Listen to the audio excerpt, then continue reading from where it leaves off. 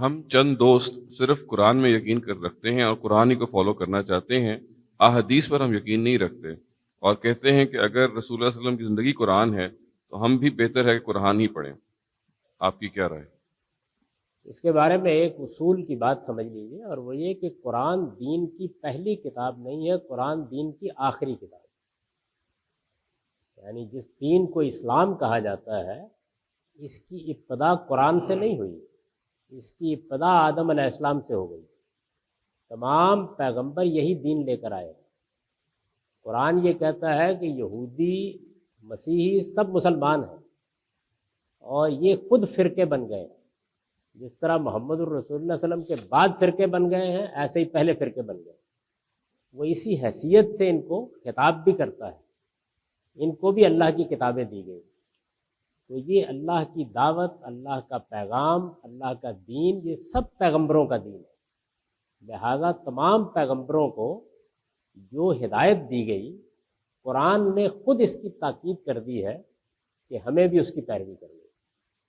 وہ جو ہدایت تھی یا جو روایت تھی یا جو ٹریڈیشن چلی آ رہی تھی، وہ عرب میں حضرت ابراہیم کے ذریعے سے پہنچی، اور حضرت ابراہیم کی اولاد ہے بنی اسماعیل، یعنی اسماعیل کے بیٹے ہیں، ان کے ہاں بھی وہ روایت موجود تھی۔ اس کو قرآن ملت ابراہیم کہتا ہے، ابراہیمی دین کی روایت۔ رسول اللہ صلی اللہ علیہ وسلم نے اور قرآن نے اس روایت کو زندہ کیا۔ اگر اس میں کوئی خرابی تھی تو اس کی اصلاح کی، اور اگر کوئی اضافہ اس میں کرنا تھا تو کر کے اس کو آگے جاری کر دیا، یعنی پیغمبروں کی روایت کو آگے جاری کر دیا۔ اس کو سنت کہتے ہیں۔ یہ انبیاء علیہم السلام کی سنت ہے۔ اس کو محمد الرسول اللہ صلی اللہ علیہ وسلم نے سینکشن دے کے آگے جاری کیا ہے، یعنی جو چیز مر گئی تھی اس کو زندہ کیا، جس میں اصلاح کی ضرورت تھی اس کی اصلاح کر دی، اور جس میں کوئی اضافہ کرنا تھا وہ اضافہ کر دیا، کر کے اس کو آگے جاری کر دیا۔ یہ سنت قرآن سے پہلے موجود ہے۔ یہ نماز اسی طرح موجود ہے، روزہ اسی طرح موجود ہے، حج اسی طرح موجود ہے، زکوٰۃ اسی طرح موجود ہے۔ یہ انبیاء علیہم السلام کا طریقہ ہے۔ یہی نماز حضرت مسیح 5 وقت پڑھتے تھے، یہی نماز یہود 5 وقت پڑھتے تھے۔ تمام انبیاء اسی طریقے سے نماز پڑھتے رہے ہیں۔ یہی روزے سب رکھتے تھے۔ قرآن میں روزے کی آیت ہی یہاں سے شروع ہوتی ہے کہ ایمان والو، یہ روزے میں نے تم پر اسی طرح فرض کیے ہیں، کما کتب علی الذین من قبلکم، جیسے تم پہ پہلوں سے فرض کیے تھے۔ حج اسی طرح ہو رہا تھا حضور سے پہلے۔ تو یہ ساری سنت جو ہے، یہ دین لازمی دین ہے، پیغمبروں کا دین ہے۔ تو اس وجہ سے اس کو مضبوط پکڑیے اور قرآن کو مضبوط پکڑیے، اور اس میں سے کوئی چیز حدیثوں میں بیان نہیں ہوئی، محض یہ ساری کی ساری مسلمانوں کے اجماع سے منتقل ہوئی ہے۔ یعنی نماز رسول اللہ صلی اللہ علیہ وسلم نے 5 وقت پڑھائی، اور مسلمانوں نے روز پڑھتے ہوئے 20ویں صدی 21ویں صدی تک پہنچا دی ہے۔ ایسے ہی روزے رسالت مآب صلی اللہ علیہ وسلم نے رکھے، اور رمضان کے اندر روزے رکھے جا رہے ہیں۔ حج ہر سال ہو رہا ہے، کبھی منقطع نہیں ہوا۔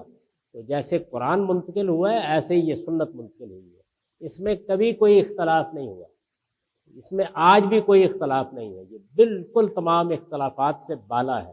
میں نے اپنی کتاب میزان کے شروع میں اس کی فہرست مرتب کر دی ہے، یعنی یہ کوئی 27-28 چیزیں ہیں۔ یہ ساری سنت لازم ہے، یہ پیغمبروں کا دین ہے۔ قرآن اس پر عمل کرنے کی تاکید کرتا ہے، اپنے پیغمبر کو حکم دیتا ہے کہ اتبع ملت ابراہیم حنیفہ، یہ ابراہیمی دین ہے، اس کی آپ کو پیروی کرنی ہے۔ تو اس وجہ سے اس کو قرآن سے الگ نہ سمجھیے۔ اسی وجہ سے قرآن اس کی تفصیل نہیں کرتا، لوگ واقف ہیں اس سے۔ جب وہ کہتا ہے نماز کا اہتمام کرو تو وہ جانتے ہیں نماز کیا ہے۔ جب وہ کہتا ہے زکوٰۃ دو تو اس کے مخاطبین، اس کے ایڈریسز، وہ جانتے ہیں زکوٰۃ کیا ہے۔ جب وہ کہتا ہے حج کرو تو اس کے مخاطبین جانتے ہیں کہ حج کیا ہے۔ خود محمد الرسول اللہ صلی اللہ علیہ وسلم نے نبی ہونے سے بہت پہلے حج کیا، اور اسی طریقے سے کیا جیسے کہ ابراہیمی طریقہ ہے، جیسے ہم آپ کرتے ہیں۔ حضرت ابو ذر غفاری اپنے اسلام لانے کا واقعہ بیان کرتے ہیں، اور یہ کہتے ہیں کہ میں نے ابھی حضور کا سنا بھی نہیں تھا اور میں نماز کا پابند ہو چکا ہوں۔ تو اس وجہ سے یہ سنت جو ہے یہ لازمی چیز ہے، اور یہ قرآن مجید سے پہلے سے موجود ہے۔ قرآن نے اس کو پیروی کرنے کا ہم کو حکم دیا ہے۔ اور میں نے عرض کیا کہ یہ کسی حدیث پر مبنی نہیں ہے، یہ کسی روایت پر مبنی نہیں ہے، یہ اسی طرح منتقل ہوئی ہے جیسے قرآن منتقل ہوا ہے۔ جس طرح قرآن مسلمانوں نے اپنے اجماع سے منتقل کیا ہے، ایسے ہی یہ سنت منتقل ہوئی ہے، اور یہ مسلمانوں کے اندر مشرق سے مغرب تک رائج ہے، تو اس کی پیروی لازم ہے۔ اب رہ گئی احادیث، تو یہ پہلے سمجھ لیجئے وہ چیز کیا ہے۔ یعنی رسالت میں آپ صلی اللہ علیہ وسلم نے اس سنت کو جاری کر دیا، قرآن مجید دے دیا، وہ مسلمانوں نے دین کی حیثیت سے اختیار کر لیا۔ سارا دین انہی دو چیزوں میں ہے، کوئی چیز اس سے نہ باہر ہے نہ باہر نکالی جا سکتی ہے، پورا دین حضور نے دے دیا۔ لیکن حضور اس دنیا میں اس دین کو دینے کے ساتھ، قرآن سنانے کے ساتھ، قرآن پہنچانے کے ساتھ اور بھی بہت سے کام کرتے رہے۔ آپ نے خطبے دیے، آپ نے لوگوں کو کوئی نصیحت کی، آپ کو بہت سے فیصلے کرنے پڑے، آپ نے کسی سوال کا جواب دیا، کسی آدمی نے دین کی کوئی بات آپ سے پوچھی، معافی، آپ نے اس کی وضاحت فرمائی، لوگوں نے آپ کو دیکھا، کم و بیش 23 سال تک دیکھا کہ آپ خود دین پر کیسے عمل کر رہے ہیں۔ تو جب آپ دنیا سے رخصت ہوئے تو جس طرح بڑی شخصیات کے واقعات بیان کیے جاتے ہیں، حضور تو یعنی کہ نسبت خاکرہ با عالم پاک ہر بڑے سے بڑے تھے، تو آپ کو دیکھنے والوں نے، آپ کی باتیں سننے والوں نے بیان کرنا شروع کر دیا، یعنی یہ تاریخی ریکارڈ منتقل ہونا شروع ہو گیا۔ ایسے ہی ہوتا ہے، مثال کے طور پر علامہ اقبال ہمارے دور کی ایک بڑی شخصیت تھے، تو ان کے دوست فقیر سید وحید الدین نے ان کے دنیا سے رخصت ہونے کے فوراً ہی بعد 2 کتابیں لکھ دی روزگار فقیر کے نام سے، جس میں اقبال کی باتیں ہیں، ان کی مجلسوں کی روداد ہے۔ تو رسالت میں آپ صلی اللہ علیہ وسلم کے صحابہ نے بھی لوگوں کو ظاہر ہے کہ اگر کوئی آدمی حضور کو دیکھ چکا ہے یا حضور کے ساتھ وقت گزار چکا ہے تو بڑی دلچسپی ہوتی تھی، جو باتیں لوگوں کو یاد تھیں انہوں نے بیان کرنی شروع کر دی۔ اس میں لوگوں نے صحابہ کرام نے 2 رویے اختیار کیے۔ ایک رویہ حضرت ابو بکر، عمر جیسے صحابہ نے اختیار کیا، ان کا رویہ یہ تھا کہ ہم یہ باتیں نہیں بیان کریں گے سوائے اس کے کہ کوئی بڑی ضرورت پڑ جائے، کیونکہ یہ بڑی ذمہ داری کا کام ہے، ایسا نہ ہو کہ کوئی غلط بات حضور کی طرف منسوب ہو جائے۔ بعض صحابہ نے یہ کہا کہ نہیں، یہ تو ہمارے پاس ایک بڑی امانت ہے، لوگوں کو بڑی دلچسپی ہے، محبت ہے، تو ہم بیان کریں گے۔ تو انہوں نے بڑی وسعت کے ساتھ جو باتیں سنی تھیں، دیکھی تھیں، وہ بیان کرنا شروع کر دی، جیسے کہ حضرت ابو ہریرہ ہیں۔ تو یہ ذخیرہ آہستہ آہستہ لوگوں میں پھیلتا چلا گیا۔ اس کے بعد یہ خیال ہوا لوگوں کو کہ اس ذخیرے میں کچھ پرابلم ہو رہا ہے، یعنی کچھ لوگ اپنی طرف سے گھڑ کے بھی کچھ باتیں بیان کر رہے ہیں، کچھ لوگ کسی چیز کو سیاق سباق سے ہٹا کے بیان کر دیتے ہیں۔ تو بڑے علماء پیدا ہوئے جن کو محدثین کہتے ہیں، اور انہوں نے ایک بڑا غیر معمولی کام کیا۔ انہوں نے یہ جتنی چیزیں پھیلی ہوئی تھیں ان کو اکٹھا کیا اور ان کو کتابوں میں مرتب کر دیا، اور ہر ایک نے مرتب کرتے وقت تحقیق کی، یعنی یہ دیکھنے کی کوشش کی کہ ظاہر ہے یہ ہسٹوریکل ریکارڈ تھا حضور کی زندگی کا، تو لوگوں نے اس کو پرکھا کہ کہیں کوئی غلط بات آپ کی طرف منسوب نہ ہو جائے۔